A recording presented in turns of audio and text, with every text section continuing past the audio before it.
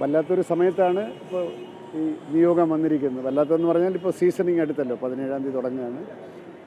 അപ്പോൾ എത്രയും പെട്ടെന്ന് ഓർഡർ കിട്ടിക്കഴിഞ്ഞാൽ ചാർജ് എടുക്കണം എന്ന് വിചാരിക്കുന്നു. ഏറ്റവും പ്രധാനപ്പെട്ട പ്രശ്നം ഇപ്പോൾ നമ്മുടെ മുമ്പിലുള്ളത് എന്ന് വെച്ചാൽ, ഇപ്പോൾ 17-ാം തീയതി ആരംഭിക്കുന്ന 2 മാസം നീണ്ടു നിൽക്കുന്ന തീർത്ഥാടനം ഭംഗിയായിട്ട് നടക്കുക എന്നുള്ളതാണല്ലോ ഏറ്റവും വലിയ പ്രയോറിറ്റി.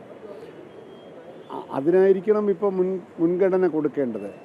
ഇപ്പോൾ ചാർജ് വിടുന്ന ബോർഡ് തീർച്ചയായിട്ടും ഈ വരാൻ പോകുന്ന തീർത്ഥാടനത്തിന് വേണ്ടിയിട്ടുള്ള മുന്നൊരുക്കങ്ങളും ക്രമീകരണങ്ങളും ചെയ്തിട്ടുണ്ടാവും എന്ന് തന്നെയാണ് ഞാൻ വിചാരിക്കുന്നത്. കാരണം അവരൊന്നും ചെയ്യാതിരിക്കുന്നില്ലല്ലോ.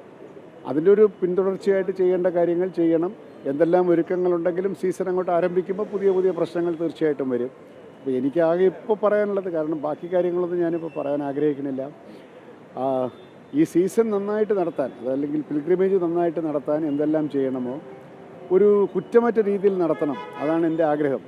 ഇവിടെ വന്ന് തൊഴുതു പോകുന്ന ഭക്തന്മാർക്ക് വളരെ സന്തോഷമായിട്ടുള്ളൊരു ദർശനം കിട്ടി, അല്ലെങ്കിൽ നല്ലൊരു എക്സ്പീരിയൻസ് ആയിരുന്നു എന്ന് തോന്നത്തക്ക രീതിയിലുള്ള അങ്ങനെ ഒരു ദർശനം കൊടുക്കാനുള്ള സാഹചര്യങ്ങൾ ഉണ്ടാക്കണം.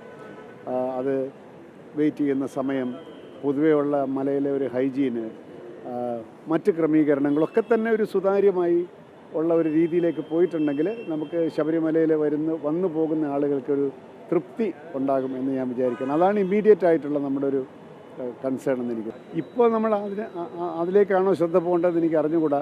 പോകണം, കാരണം കോടതിയുടെ വിഷയമാണ്, അന്വേഷണം നടന്നുകൊണ്ടിരിക്കുകയാണ്.